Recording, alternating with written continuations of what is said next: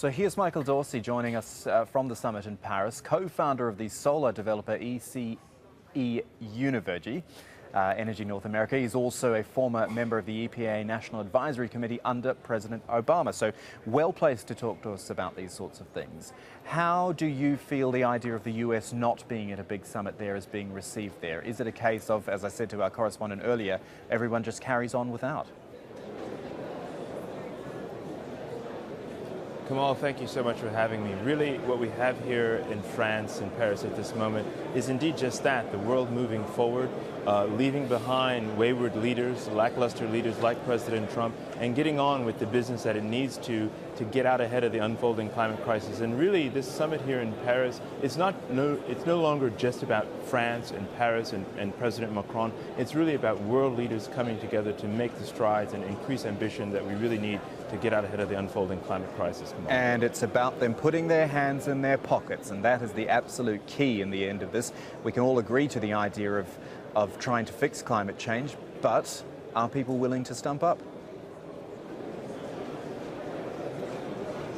People are absolutely standing up and really standing up in huge ways. We're seeing institutional investors make large commitments to get out ahead of this problem and to back investments around the world. We're seeing developers like my company moving forward to embrace the renewable revolution. The renewable prices are falling, making renewables increasingly competitive, not just at parity any longer, but it really fully on profitable against fossil fuels. The old dying fossil fuel sector of the 20th century is collapsing away as the renewable energies, particularly in solar and wind, are getting built out. So you see real true opportunities for businesses, but at the same time, this movement is really being led, I think, and driven and catalyzed by civil society actors, increasing ambition in governments, as well as putting ambition and keeping pressure on companies to do better and to increase ambition to really get out ahead of the unfolding climate crisis. So it's really an all hands on here in Paris and really bolstered by the multilateral community, by business and by civil society and social movements around the world.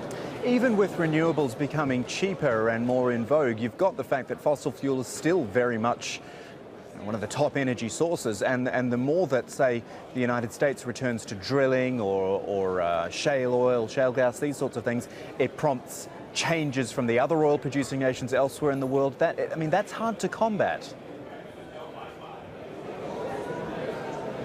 Well, on some level, there is a difficulty in combating this, but the reality is that we've seen 3 decades of collapsing prices of coal. Coal has basically got one foot in the graveyard and another one on the banana peel. Fossil fuels are a thing of the past. They're fully on a thing of the 20th century. Renewables, the prices aren't just vogue.